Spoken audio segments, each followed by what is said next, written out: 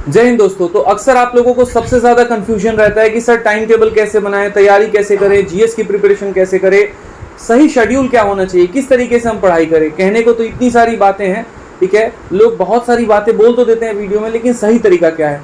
तो मैं आज आप लोगों को अपने कुछ नोट्स, अपने बनाए हुए तरीके, जिससे मैंने सिलेक्शन लिया, जिससे मैं एक्साइज इंस्पेक्टर बना, जिससे मेरा ऑल इंडिया रैंक 114 आया सीएचएसएल में और हर पेपर में 50-50-50 आया। आज मैं आपको अपनी नोट्स दिखा रहा हूँ, अपने पढ़ाई हुई चीज़ें दिखा रहा हूँ मैं, ठीक है। मेरी हमेशा से एक आदत रही है भाई, और वो ये रही है कि मैंने कभी किताबों को बेचा नहीं। हमेशा से जो, अगर 6ठी क्लास की भी मेरी किताब है ना, आप हमेशा मेरे पलंग में देखोगे, बेड में हमेशा रखा हुआ है मेरे घर पे। तो आज हम लोग घर की शिफ्टिंग कर रहे थे और शिफ्टिंग करते वक्त बहुत सारी किताबें उसमें से निकली, तो मैंने कहा बच्चों को ये बात बतानी ज़रूरी है। तो चलिए आइए, इधर आइए सर, थोड़ा लेकर आइए, वीडियो में दिखाता हूँ। ये देखिए मेरी जीएस की बुक की हालत आप अगर देख पा रहे हैं तो ये लुसेंट की किताब है। मैं हमेशा लुसेंट रिकमेंड करता हूँ आप लोग को पढ़ने के लिए। और अगर आप यहाँ देखेंगे तो इस किताब की ज़रा ये हालत देखो क्या है, किस तरीके से सारे पन्ने लाल एकदम दिख रहा है आपको। एक एक पॉइंट, जैसे राष्ट्रकूट भी है ना, तो राष्ट्रकूट को पूरा तरीके से मैंने पढ़ा है यहाँ पे, ठीक है। अगर आप देखेंगे तो मैं हिंदी में भी पढ़ता था, इंग्लिश में भी पढ़ता था यहाँ पे, जिससे मुझे जानकारी अच्छे से समझ में आ सके। कितने सारे पॉइंट्स और कितनी बार यहाँ पर स्टार मार्क लगा रखा है। ये देखो, ये किताब की हालत आपको बता सकता है कि कितनी बार इस किताब को पढ़ा गया। आप देखिए किस तरीके से, मतलब ठीक है, एक एक पॉइंट यहाँ पर जो है, ये सारी पॉइंट आप देखो, इकोनॉमिक्स है ये पूरा का पूरा। और ये जितने फॉर्मूले आते हैं आपकी इलास्टिसिटी के हो गए और ये सारा हो गया, ठीक है। ये फॉर्मूला मुझे सबसे ज़्यादा कंफ्यूज करता था और 3 बार मेरा मॉक में गलत हो गया था। उसके बाद मैंने इसको बहुत अच्छे तरीके से कवर अप किया हुआ था। तो ये सारे पॉइंट है हमारे, चूँकि आप देखते हैं 5 ईयर प्लान हो गए, सारा हो गया। उसी तरीके से आगे चल के यहाँ पर ये हमारा पॉलिटी है, और पॉलिटी में भी एक एक पॉइंट मैंने यहाँ पर जो है नोट्स बना रखे हैं। इतना पढ़ने के बाद भी, जैसे मैं आपको एक छोटी सी चीज़ दिखाता हूँ। हिस्ट्री में मुझे सबसे ज़्यादा प्रॉब्लम होती थी, तो हिस्ट्री का मैंने क्या सॉल्यूशन किया हुआ था कि एंशिएंट हिस्ट्री है, मॉडर्न हिस्ट्री है और उसके बाद आपका मेडिएवल है। उसमें गवर्नर जनरल में बहुत इशू होती थी कि किस गवर्नर जनरल ने क्या करवाया, कैसे करवाया। हालांकि इसकी पीडीएफ मैं टेलीग्राम पर डाल दूंगा। हमारा Telegram maths by Aditya Ranjan है, इस वीडियो के डिस्क्रिप्शन में भी उसका लिंक मिल जाएगा। तो ये मैं अपने पूरे नोट्स जो भी हैं हमारे, सब की पीडीएफ मैं आप लोगों को वहाँ पर डाल देने वाला हूँ, maths by Aditya Ranjan Telegram पर। तो आपको मेरे नोट्स वहाँ से मिल जाएंगे। तो जैसे हिस्ट्री का मैं आपको दिखा रहा हूँ, ये क्या लिखा हुआ है, governors and governance of east India company. पहले लॉर्ड क्लाइव ने क्या काम किया, उसमें भी जो उसके सबसे इंपॉर्टेंट काम थे, देखो उनको हाईलाइटर से मैंने हाईलाइट किया है। मेरा हमेशा जीएस में रहा है, करंट अफेयर भी मैंने इंग्लिश में भी पढ़ा है, हिंदी में भी पढ़ा है, दोनों में। आप यहाँ पर देखते चलो, ये पूरा पॉइंट यहाँ दे रखा है। जैसे लॉर्ड कॉर्नवालिस का हो गया, लॉर्ड वेस्ली का हो गया, लॉर्ड हेस्टिंग का हो गया, और एकदम टाइम से कि हाँ किसने क्या काम किया। ये पेजेस मैंने इसीलिए छोड़े थे ताकि अगर मानो मॉक में भी कोई पॉइंट मुझे मिलता है तो मैं उनको यहाँ पर लिख सकूँ, ठीक है। लॉर्ड रिपन हो गया यहाँ पे, एल्बर्ट क्लाइव हो गया, और ये सारा मतलब एक एक तरीके से। और मोस्ट इंपॉर्टेंट ये, तो ये देखो यहाँ पे, ये सबसे ज़्यादा ये भी पूछा जाता था एक, ठीक है। जैसे रानी लक्ष्मीबाई है, कौन सा जगह है और यहाँ पर कौन सा ऑफिसर ने उसको डिफीट किया हुआ है, ठीक है।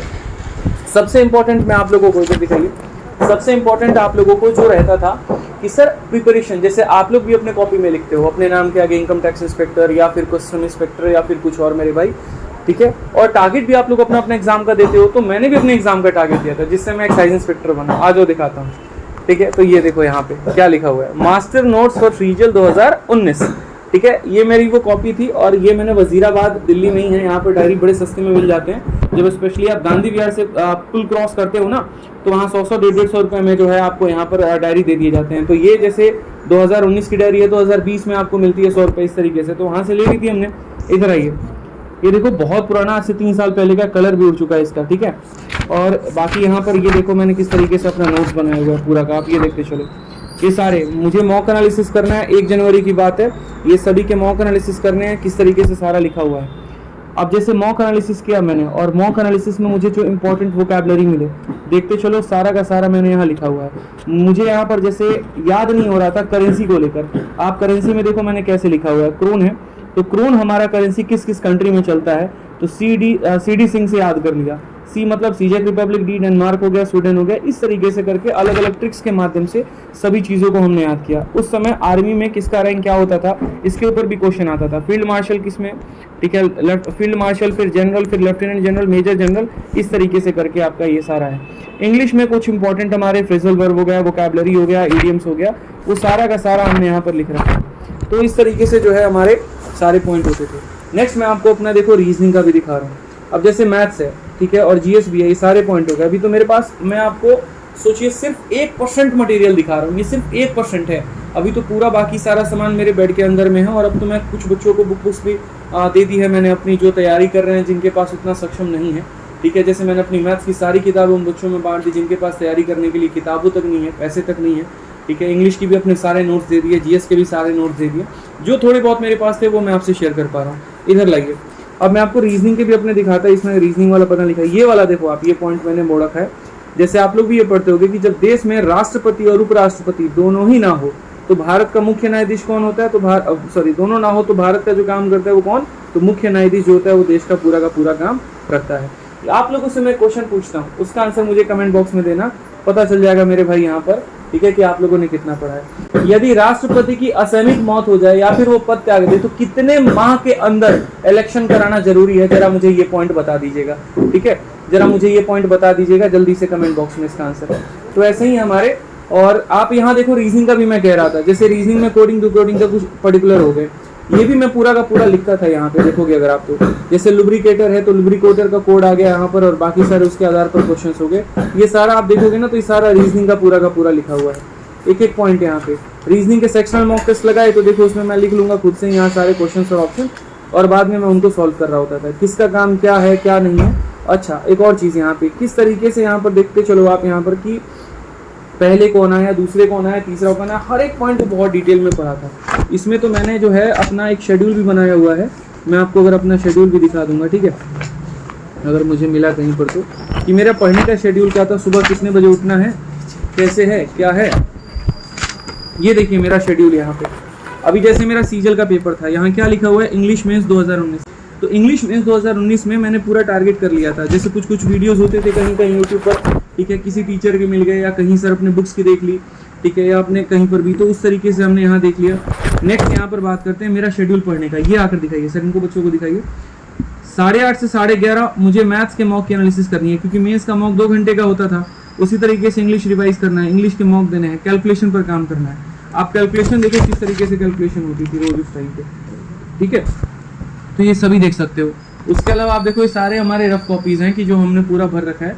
मैं भी कह रहा हूँ ना कि अभी सिर्फ 1 या 2% आपको मटेरियल दिखा रहा हूँ। एटलस भी आपका पढ़ना बहुत जरूरी है।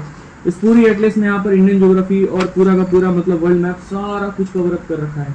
तो तैयारी में दोस्त मेहनत लगता है। आजकल के बच्चों में थोड़ा सा ये है ना कि थोड़ा सा मेहनत करते हैं और फिर सोचते हैं सिलेक्शन हो जाए, तो यार ये बड़ा मुश्किल होता है। यहाँ तक आप डिस्क्रिप्टिव की भी देखो, डिस्क्रिप्टिव की किस तरीके से तैयारी होती थी, और डिस्क्रिप्टिव के बारे में पूरा का पूरा इंपॉर्टेंट पॉइंट कि इनफॉर्मल लेटर हम कैसे लिखते हैं, इंट्रो क्या रहेगा, एंड क्या रहेगा, स्टार्ट क्या रहेगा, एंड क्या रहेगा, हर एक चीज़ यहाँ पर एक पॉइंट को यहाँ पर लिखना होता था, तब जाकर मेरे भाई। अच्छा, अभी देखो जैसे मैंने डिस्क्रिप्टिव लिखा था, सबसे पहला gender discrimination at work place, क्योंकि अब डिस्क्रिप्टिव हर जगह खत्म हो गया, बाकी फिर भी और वर्ड काउंट करके पूरा कंक्लूजन हम करते थे। ये सारे के सारे पॉइंट आप देखो, इस तरीके से पूरी की पूरी तैयारी होती है। एसपी बख्शी इंग्लिश की बहुत अच्छी किताब मानी जाती है। हालांकि यह ऑथर इस दुनिया में नहीं है, लेकिन इनकी किताब आज भी बहुत बच्चों के अंदर लोकप्रिय है। इस किताब से आप देखो, मैं तो अपनी वोकैब की मेड इजी वाली किताब दिखाता ना, आप हैरान रह जाते, उसके पन्ने तो फट गए भाई, इतना रगड़ा था उस किताब को। वर्ड पावर मेड इजी 100-150 की किताब आती है। इधर लाइए, ये देखिए एसपी बख्शी के वोकैबुलरी का क्या हाल किया था। ये सामने आपको नाम भी दिख रहा होगा, ये आदि, मतलब आदि मेरे दोस्त लोग मुझे बोलते हैं। ठीक है, तो ये आदि मैं हमेशा लिखता था यहाँ पे। और इसमें भी देखते चलो आप किस तरीके से, कहीं तेल गिरा हुआ है, कहीं पेंसिल से लिख दिया, कहीं हाईलाइटर से लिख दिया, तो ये सारी चीज़ें यहाँ पे लिखी हुई है, एक वोकैबुलरी। इसीलिए आप लोगों को मैथ्स पढ़ाते वक्त भी मैं आप लोगों को वोकैब बता देता हूँ पूरा का पूरा। 10,000 वर्ड पावर मेरे आज भी याद है, और एक बार भी बस इन पन्नों को पलटने की देरी है। अगर मेरा आज से 1 हफ्ते बाद भी सीजल का पेपर हो, मुझे मात्र 1 हफ्ते चाहिए, 10-15 मॉक लगाएंगे, रिविजन हो जाएगा, इंग्लिश तैयार, मैथ्स तैयार, काम खत्म, सिलेक्शन हो जाएगा। तो तैयारी इस तरीके से करो दोस्त यहाँ पर ना कि आप कभी भी मतलब अपने आप को बैक जोन में लेकर आ सकते हो। थोड़ी सी मेहनत करनी पड़ती है, हर चीज़ का ओवरऑल रणनीति भाई बनाना पड़ता है। बिना मेहनत के सिलेक्शन नहीं होता है, हर किसी का अपना अपना तरीका है। ये मेरे कुछ तरीके थे जो आप लोगों के साथ मैंने शेयर किए। इनकी पीडीएफ्स मैं आपको टेलीग्राम पर डाल दूंगा, ज्वाइन कर लेना, मैथ्स भाई आदित्य रंजन। ठीक है, बाकी आप लोग वीडियो के कमेंट बॉक्स में ज़रूर बताना कि कैसा लगा, और अगर कुछ ऐसी वीडियो आप और चाह रहे हो तो मेरे पास और भी स्टेप्स हैं अपने तैयारी के समय करते हुए दिखाने की, वो भी मैं आप लोगों को ज़रूर दिखाऊंगा। ठीक है, तो मेहनत करो, मेरी दुआएं आप लोगों के साथ है। भगवान करे आप सभी का सिलेक्शन हो, बहुत कामयाब आप लोग लाइफ में आगे बढ़ो। बस ऐसे ही बैठ के मेहनत करते रहो दोस्तों। धन्यवाद।